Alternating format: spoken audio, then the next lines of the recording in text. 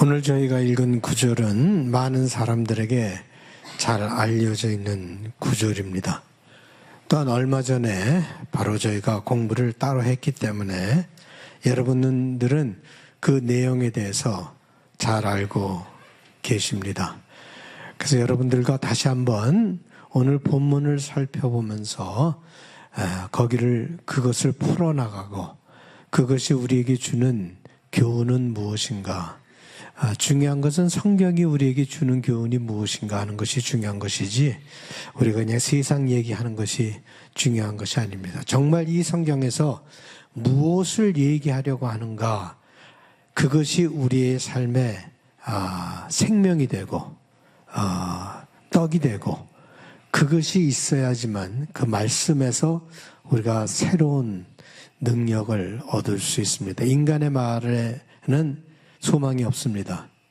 하나님의 말씀 속에 소망이 있는 것이죠.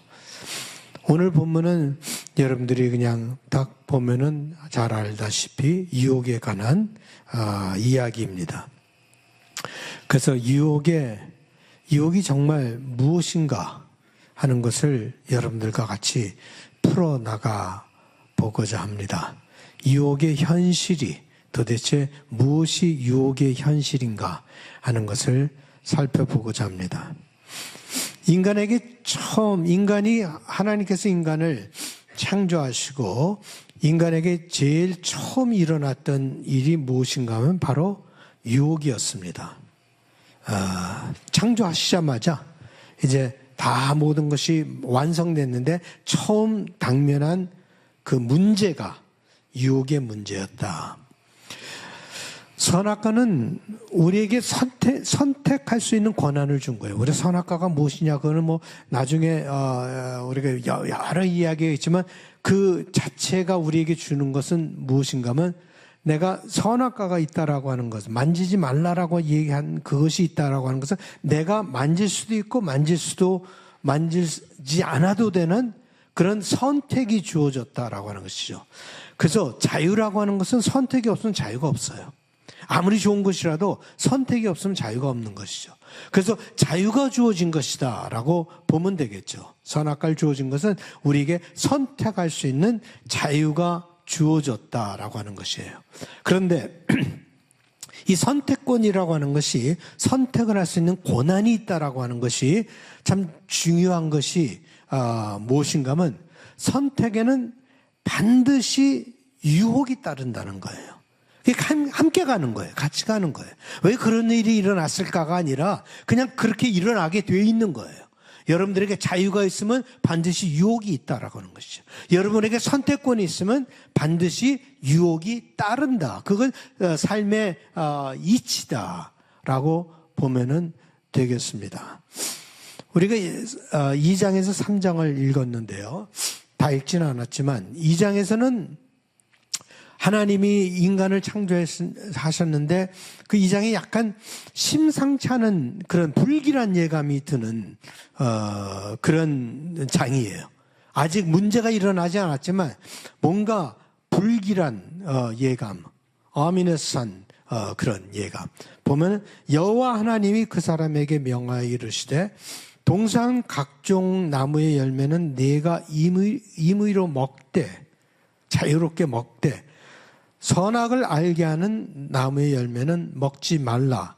내가 먹는 날에는 반드시 죽으리라 하시니라. 이렇게 2장에는 뭔가 심상치 않은 일이 벌어질 것 같은데 3장에서 본격적으로 뱀이 하와를 유혹함으로 그 문제가 본격적으로 드러나기 시작합니다.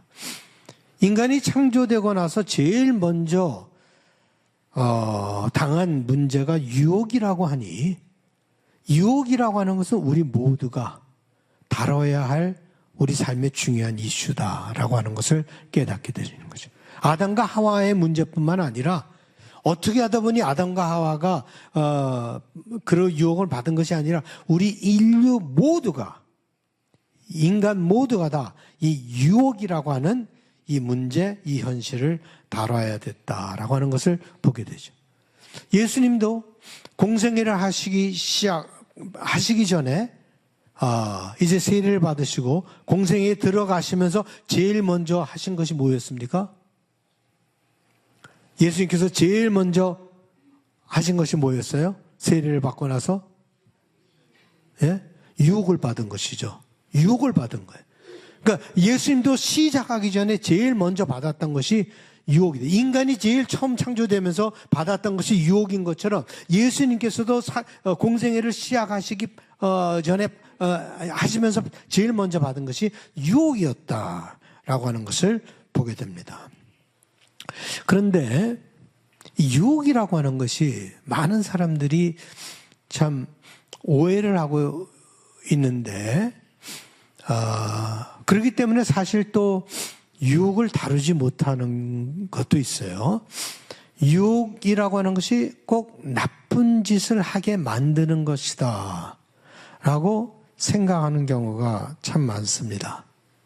유혹이 꼭 나쁜 짓을 하게 만드는 것이다.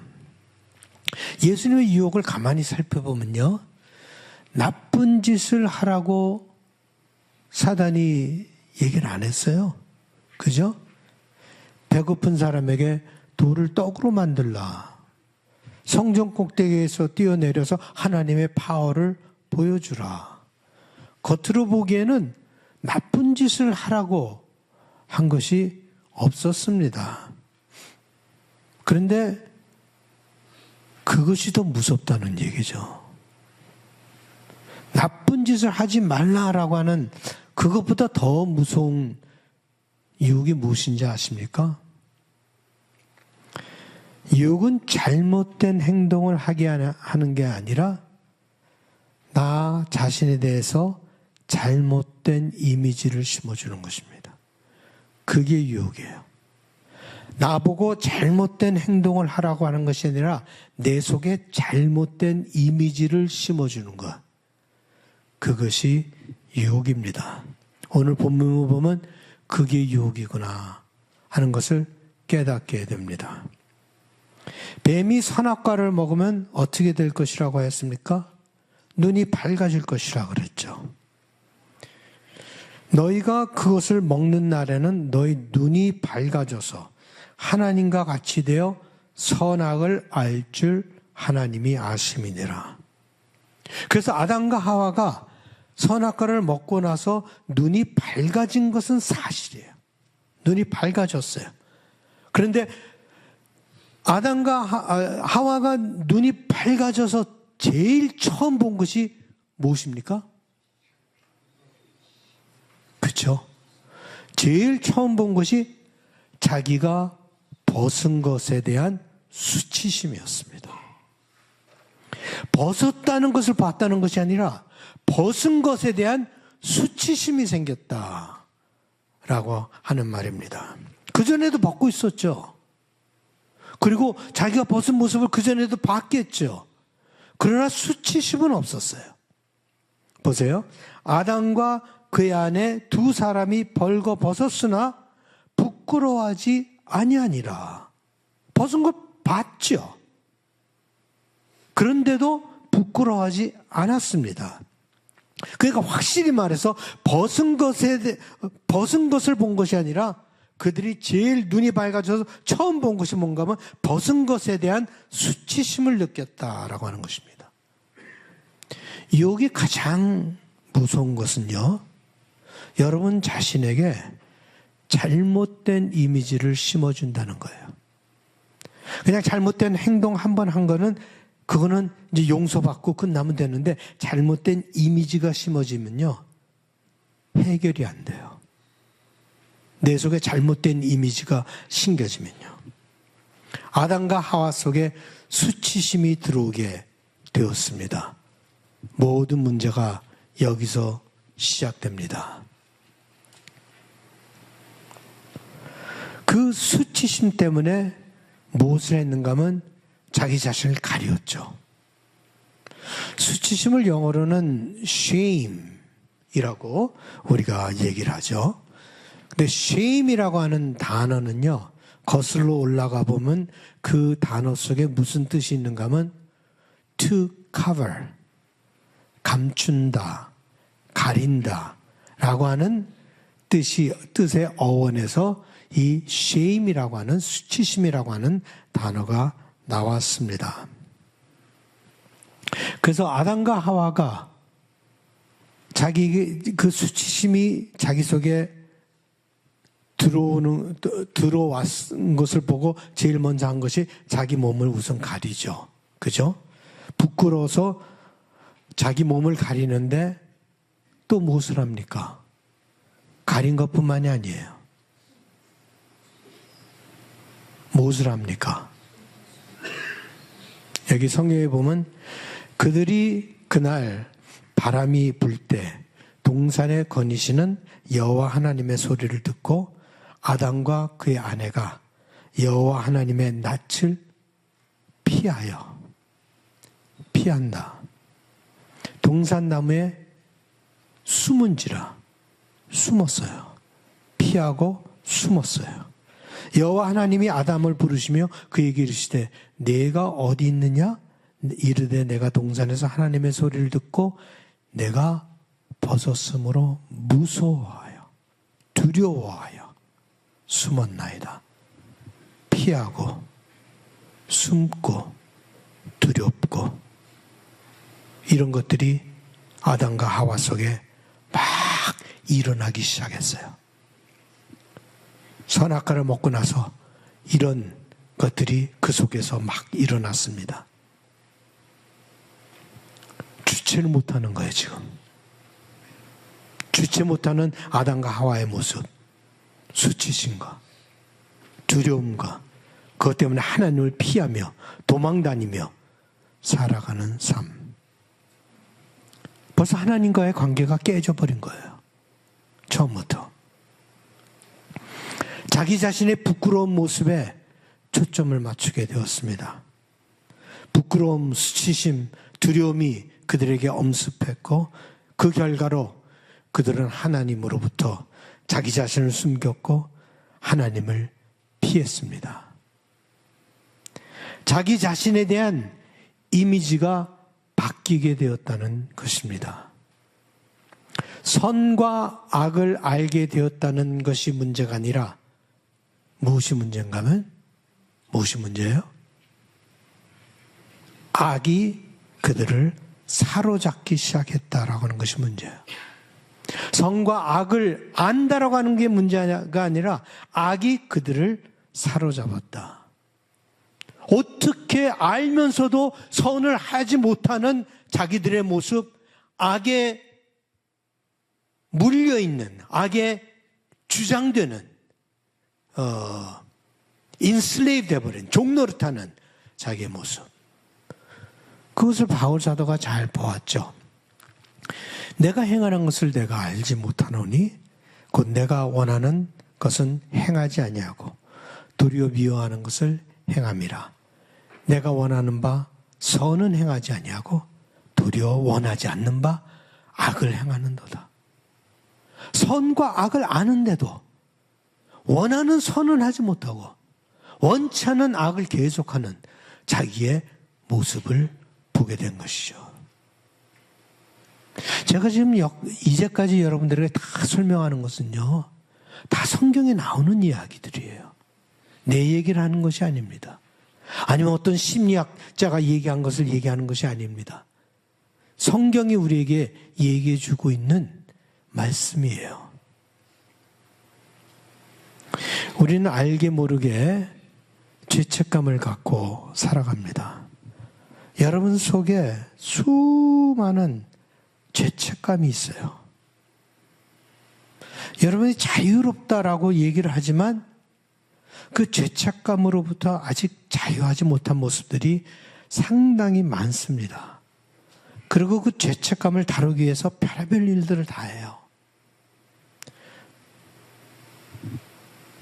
우리 부모로부터 받은, 어려서부터 부모로부터 받은 꾸지람, 학교 선생의 책망, 친구로부터의 따돌림 당함, 사람들로부터 받은 차별 대우, 이런 것들을 경험하면서요, 우리 속에 죄책감이 심어지고 자라게 되었습니다. 이 세상을 살아가면서 실패를 경험하기도 하고 또한 자기 무능력함을 느끼기도 하죠. 나는 왜 이렇게 모든 것을 잘 못할까? 하는 것마다 나는 왜 실패를 하지? 뭐 이런 것들이 막 쌓이면서 그것이 우리에게 죄책감을 만들어 놓고 또 우리가 살면서 죄를 짓죠. 알게 모르게 여러 가지 죄를 지어요. 남의 마음을 아프게 하고 해야 하지 말아야 할 것을 하고 해야 할 것을 하지 않고 하면서 이런 것들이 죄책감으로 우리 속에 남아있게 되고 그 죄책감이 무엇을 하는가 하면 내 속에 수치심을 만듭니다.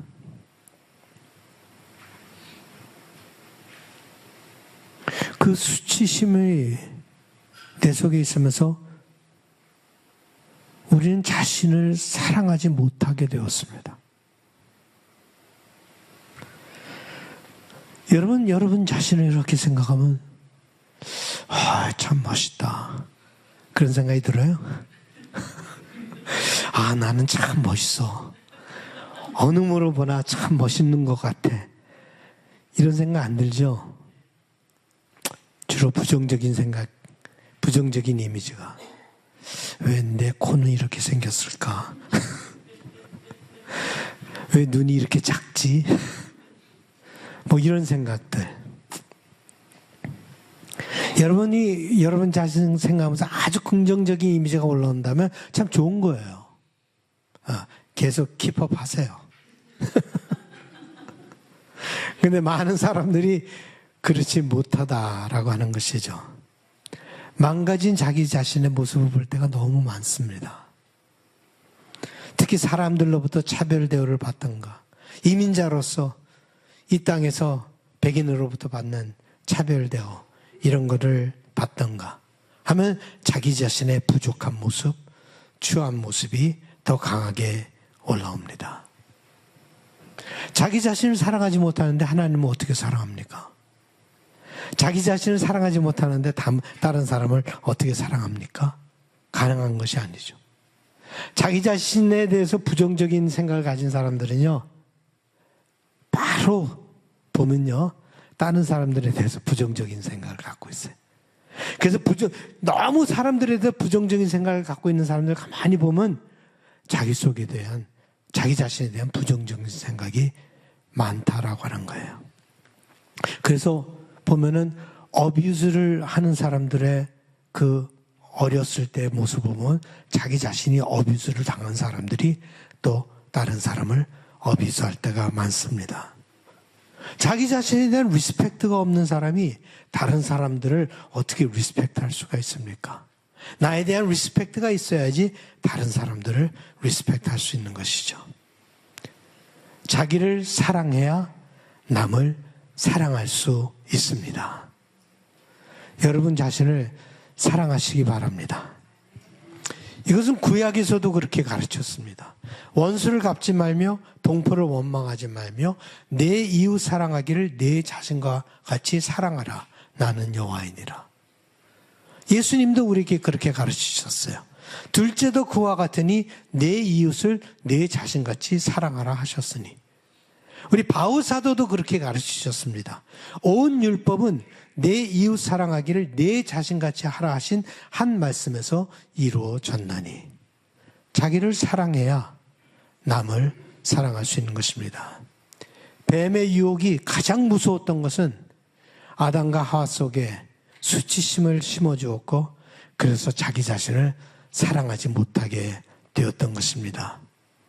그 수치심이 두려움을 가져왔고 그 두려움이 하나님을 피하게 만들었던 것이죠.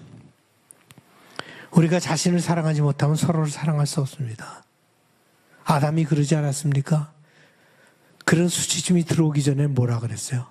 내 뼈 중에 뼈요, 내 살 중에 살이라. 그랬더니 그 다음에 수치심이 들어오니까 그 다음에 뭐라 그랬어요? 당신이 주신 저 여자가 먹으라 그랬다 라고 랭귀지가 확 바뀌어버리는 것을 우리는 보게 됩니다. 자기 부족함이 드러날까봐 두려워하는 마음이 있었기 때문에 하나님도 두려워했고 사람들도 두려워했던 거예요. 사람들이 나의 부족함을 알면은 어떡할까? 요한일서는 우리에게 말씀하십니다. 사랑 안에 두려움이 없고 온전한 사랑이 두려움을 내쫓나니 두려움에는 형벌이 있음이라. 두려워하는 자는 사랑 안에서 온전히 이루지 못하였느니라. 우리가 죄를 지었죠. 그런데 예수님께서 오신 건요, 죄로 인하여서 수치심을 갖게 하기 위해서 오신 것이 아닙니다. 예수님께서 오신 것은 심판하기 위해서 오신 것이 아니라 구원하시기 위해서 오신 것입니다. 예수님은 여러분들의 모든 죄를 알고 계시는데 여러분들을 용서하여 주셨다라고 하는 놀라운 메시지를 우리에게 주셨습니다. 그것이 바로 구원입니다. 사람이 내 말을 듣고 지키지 아니할지라도 내가 그를 심판하지 아니하노라. 내가 온 것은 세상을 심판하려 하심이 아니요 세상을 구원하려 함이로다. 예수님께서 오셔서 인간이 얼마나 죄책감 속에 짓눌려 사는 것을 보셨습니다. 자기 자신에 대한 어두운 생각, 이것이 사라지는 것은요, 굉장한 오랜 시간이 요구됩니다. 그것이 회복되는 것은 쉬운 것이 아니에요. 그저 시간이 지난다고 이루어지는 것도 아닙니다. 여러분들은 매일매일 하나님의 은혜를 경험해야 합니다. 매일매일 하나님께서 여러분들을 얼마나 사랑하고 계시는지 그것을 묵상해야 합니다. 여러분들은 피부로 하나님께서 나를 사랑하신다라고 하는 것을 느낄 수가 있어야 합니다. 세상에 누구도 여러분들을 그렇게 정죄할 수 없습니다. 바오사도는 이렇게 말씀하셨습니다. 누가 능히 하나님께서 택하신 자들을 고발하리요.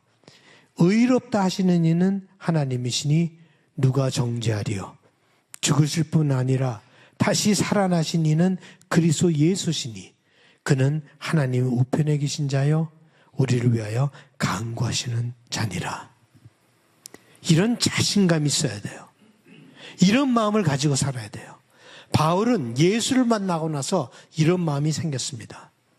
하나님께서 여러분들을 택하셨고 여러분들을 사랑하시는데 누가 여러분들을 정죄할 수 있습니까?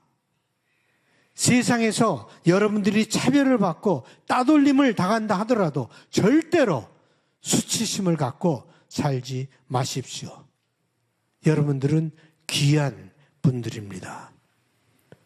바울은 그의 논리를 이렇게 마무리합니다.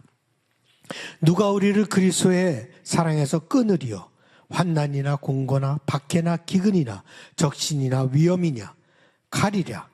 기록된 바 우리가 종일 주를 위하여 죽임을 당하게 되며 도살당할 양같이 여김을 받았나이다 함과 같으니라. 그러나 이 모든 일에 우리를 사랑하시는 이로 말미암아 우리가 넉넉히 이기느니라. 내가 확신하노니 사망이나 생명이나 천사들이나 권세자들이나 현재일이나 장래일이나 능력이나 높음이나 깊음이나 다른 어떤 피조물이라도 우리를 우리 주 그리스도 예수 안에 있는 하나님의 사랑에서 끊을 수 없으리라. 여러분이 무너지는 건요, 여러분들의 신뢰가, 자기 자신에 대한 신뢰가 무너질 때 무너지는 거예요. 자기 자신에 대한 신뢰가 무너지지 않는다면 여러분들은 다시 일어날 수 있습니다. 우리를 다시 일으킬 수 있는 힘은 바울 사도가 말씀하신 내게 능력 주신 자 안에서 내가 모든 것을 할 수 있다라고 하는 확신입니다. 하나님이 여러분들을 붙들고 계십니다. 하나님이 여러분들 무너지지 않게 하실 것입니다. 하나님께서 여러분들을 높이 들어 올리실 것입니다. 하나님께서 상한 갈대를 꺾지 아니하며 꺼져가는 등불을 끄지 아니하실 것입니다.